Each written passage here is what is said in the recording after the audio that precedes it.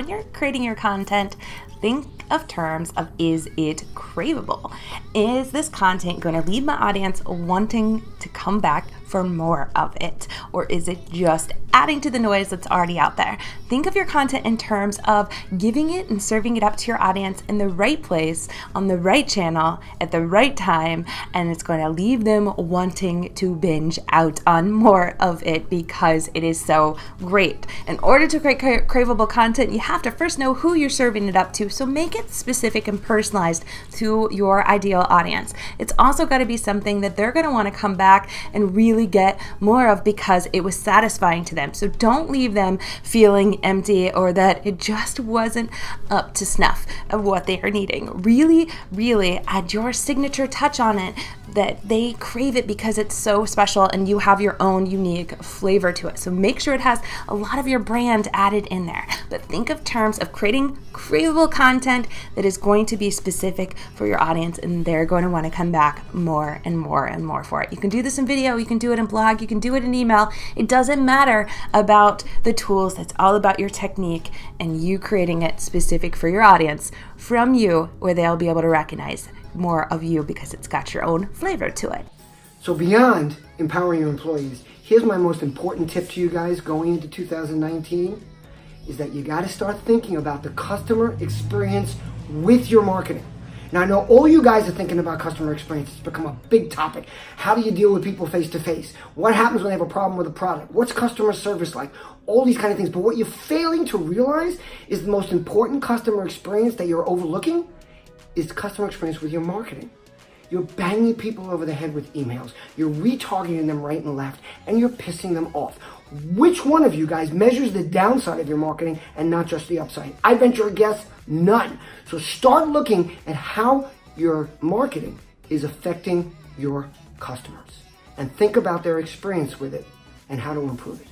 The biggest thing you want to do on social media is make sure that you're able to stay consistent. So really drill down on one or two channels that's going to work for you, where your customers are, and then make sure that you're showing up every day, even if it's one time. You're going to get a lot further along than if you post 5 times in one day and then disappear and you're kind of inconsistent with it. So with that in mind, I would focus on your resources and look at what you're able to do consistently and then do that before you move on to other trends like, let's say, video. If you don't really have the resources yet to create a video or 2 a week, it's not going to get you that far. So I would focus on what you can do consistently and then build on that from there.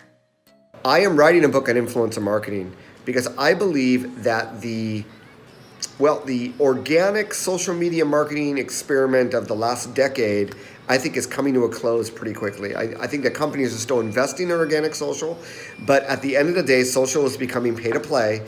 And for that reason, and because consumers distrust ads more and more, although we'll sometimes click on them, I do think that collaborating with influencers, I think that marketers have been miseducated about influencer marketing. So I'm encouraging you really to create a community and reach out to your fans, to those that are already talking about you, and to create a community, even foster influence, teach your fans how to become more influential on social media, and utilize really incite word-of-mouth marketing through influencers, and also through that collaboration, acquire content that you can use to extremely improve upon your own organic social as well as paid social.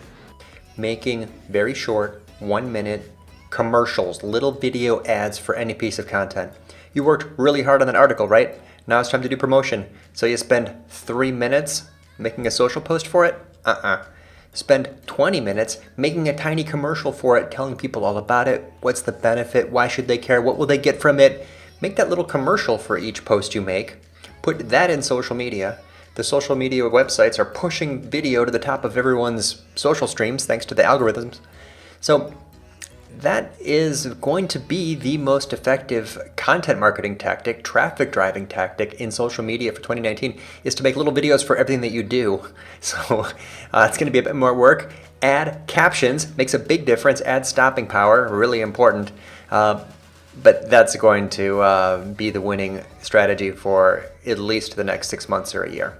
So my tip for you in 2019 is to practice empathy as a soft skill. Build it, talk about it, train yourself to be empathetic every single time as you design content, as you create content for your customers, because that is what's going to land authentically for them. So think about that. Automation, AI, they're going to bring great tools to us and help us kind of work on the minutia of things. Maybe the platforms will integrate them more and more, and they will evolve in 2019. We don't know. We hope they do.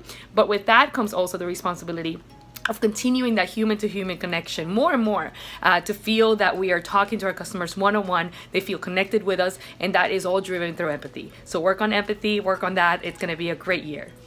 To think influencers, not influencer. And what I mean by that is, too many times brands think we're going to do influencer marketing, and by that they say we're going to pick this one influencer and we're going to go do this one thing. And then we're going to pick influencer number 2 and we're going to go do this one thing. And then number 3 and so on. What you've got to start thinking about is take it to a different level. Do things that incorporate a bunch of influencers together, and you're going to exponentially multiply the reach and resonance that you have with what you do. Don't get on the hype train. There's a lot of stuff that is greatly publicized and that seems like it's going to be the next big thing. Google Glass is the first example that comes to mind. But if you really take a moment and break it down, you can easily tell what's a trend and what's a fad. And I think this is the most important part as a marketer, being able to tell the difference between the two. Sure, make a short campaign on a fad if it benefits your brand, but don't treat it as a trend because it probably isn't. Data. And I know that's not necessarily a marketing tip, but because we are all getting really savvy with digital marketing, we're all getting really savvy with social, and though, tools and technologies tend to switch, it's still the same kind of strategy and philosophy. So use data to be able to predict what it is that you need to do. Use data to be able to help you make really fast decisions, and use data to help you, in some cases, rip off the Band-Aid really fast before you spend more money than you need to. I'm going to go with combining social media marketing tactics.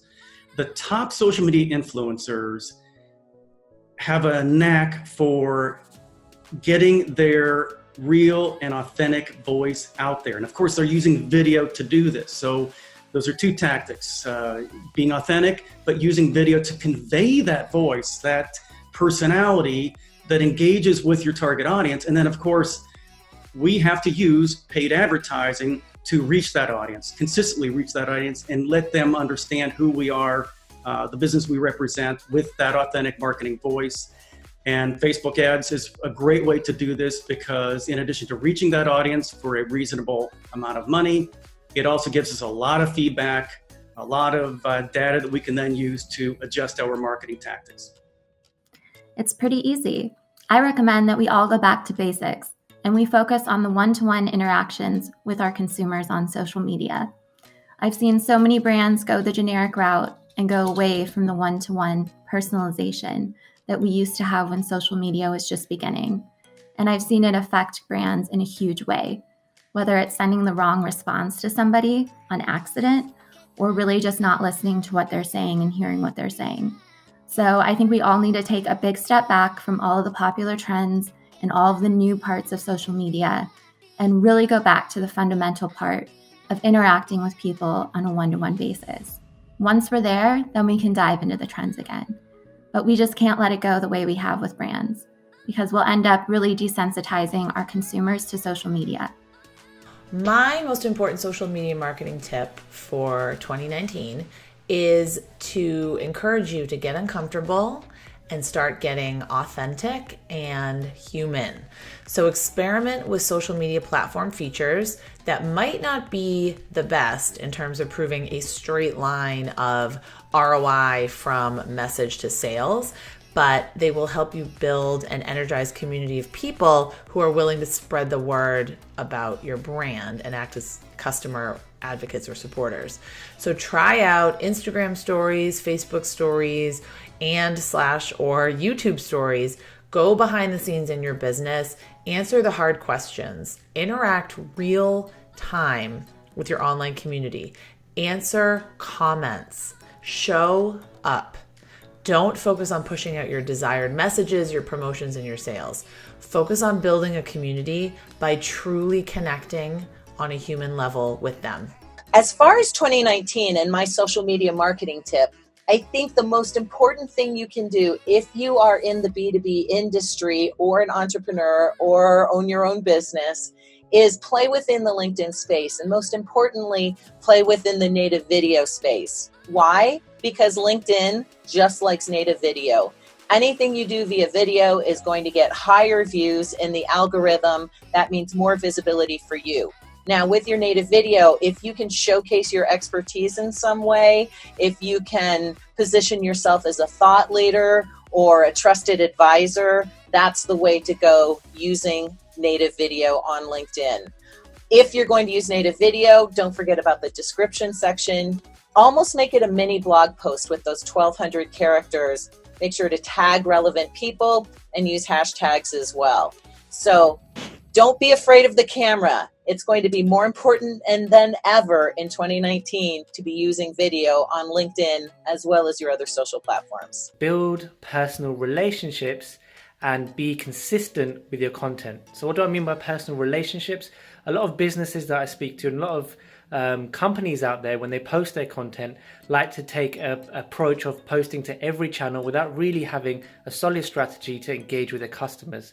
So by building a personal relationship, what you need to do is A, social listening, B, be responsive to your customers' comments, and C, engage in conversation. So rather than just have a blanket approach with responding with one-word answers or simple phrases, jump in there to learn more about your customers' needs, what they like, what they don't like, if there's any more content from your business they want to see. And that's why I see a huge rise in groups on social media. So either LinkedIn groups or Facebook groups, just that tight-knit community where people really want those one-to-one relationships and they want to engage. And secondly, consistency of content. Like I said, people want to be able to engage with you in different ways across different channels. So for example, if you create a blog post, turn it into some tweets for bite-sized content, turn it into an image for Instagram, or even turn it into a video for YouTube. Repurpose content, build those personal relationships, and engage in conversations. That's going to be the number one way your business is going to succeed on social media in 2019 and beyond.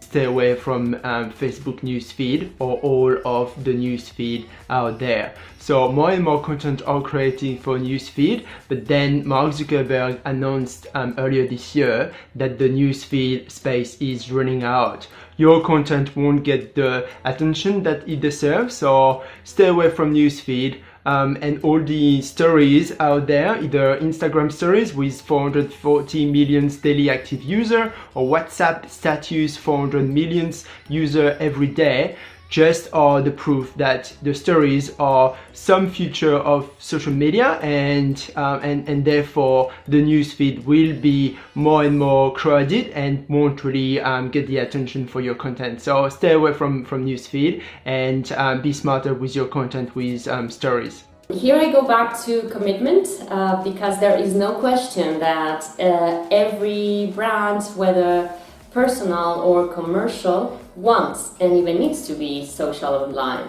The traditional marketing is still alive in the mechanics, but the tools and the rules keep changing every time. So when you decide to get in, you need to be all in and assign those resources and make the commitment that creating and delivering relevant content and experiences requires, and in a timely manner. So being casual on social media nowadays is no longer feasible, not if you're looking for results, whatever your goal is.